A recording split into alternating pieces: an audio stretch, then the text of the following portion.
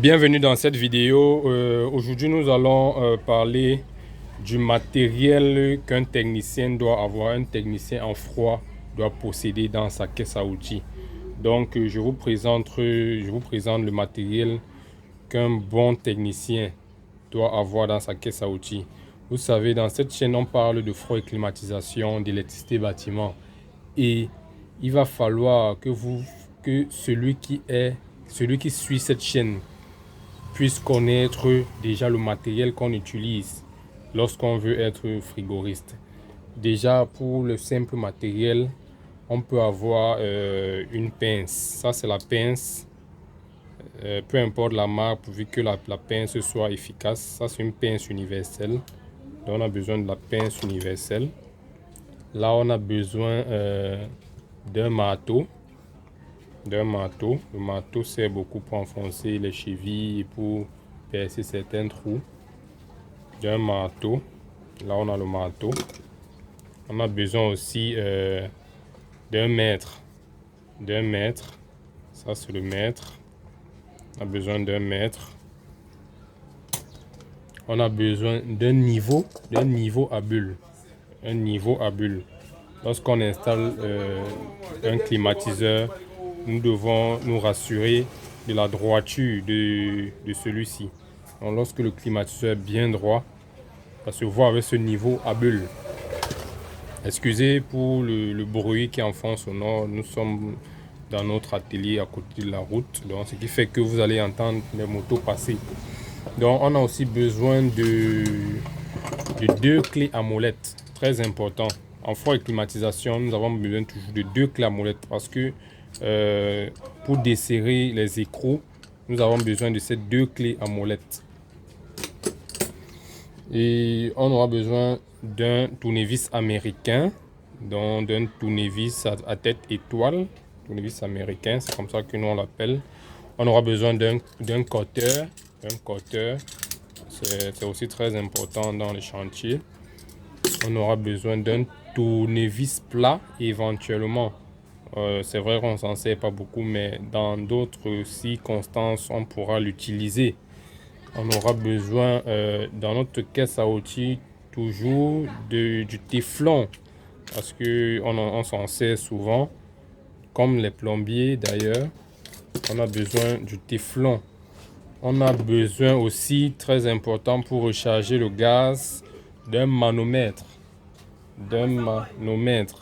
Là, c'est pour des petites interventions, mais lorsque c'est des interventions sur chambre froide, sur des centrales de climatisation, on peut utiliser des manos avec haute pression et basse pression. Donc, ce mano a juste le côté basse pression. Donc, on s'en sert pour des petites installations. On aura aussi besoin d'une pince ampère-métrique. Une pince ampère-métrique nous permettra ici de voir si le courant qui passe dans... en fait, si le courant est bon, si le courant qui traverse l'appareil est bon, en fonction de la tension nominale. Comme je disais tout à l'heure, excusez pour le bruit qui enfonce au nord, c'est la moto. Nous sommes devant la route là. Bon, très important aussi, lorsqu'on a fini notre installation, on a besoin de la clé en L. Ça, c'est un trousseau de clés en L. Donc, on a besoin de ce trousseau très important dans les chantiers aussi. Là, c'est le manomètre, comme je disais, avec ses différentes sorties, est très important.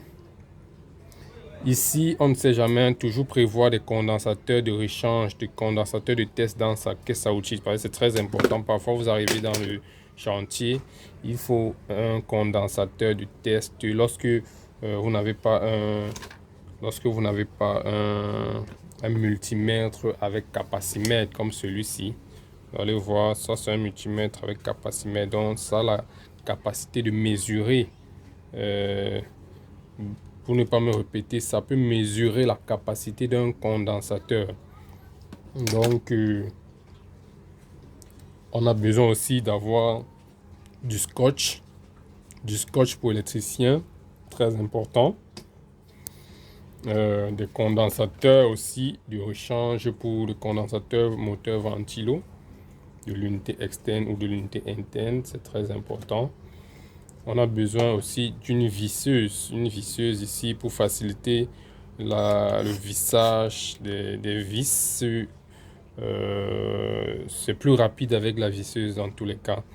Donc, je vous ai présenté là mon matériel que j'utilise dans le chantier. Il y a un dernier matériel que j'ai qui est très important que je vais vous montrer. Il s'agit ici de la digeonnière. La digeonnière, je vais l'ouvrir, vous allez voir. La digeonnière, c'est un outil très important dans le chantier. Il permet de digeonner. C'est comme ça qu'on l'appelle, de faire des digeons sur des tuyaux en cuivre. Donc, cette digeonnière vient avec deux têtes. Cette digeonnière, ça vient avec deux têtes comme ça. Donc, là, vous pouvez voir la dimension de tous les tuyaux. Tous les tuyaux en cuivre. Donc là, on a le 1,5, le 5,8, le 3 quarts, le 3,8, le 1 quart. Donc, très important dans le chantier aussi, la digeonnière. Donc, bref, voilà un peu le matériel que nous utilisons dans nos chantiers. Dites-moi en commentaire quel matériel je n'ai pas cité et je pourrais voir si j'ai ce matériel. Donc, merci d'avoir regardé la vidéo. Abonnez-vous à la chaîne si vous voulez apprendre en ligne une formation en froid et climatisation. Suivez-nous régulièrement. Nous postons des vidéos pour vous donner des notions dans le froid et climatisation. À bientôt.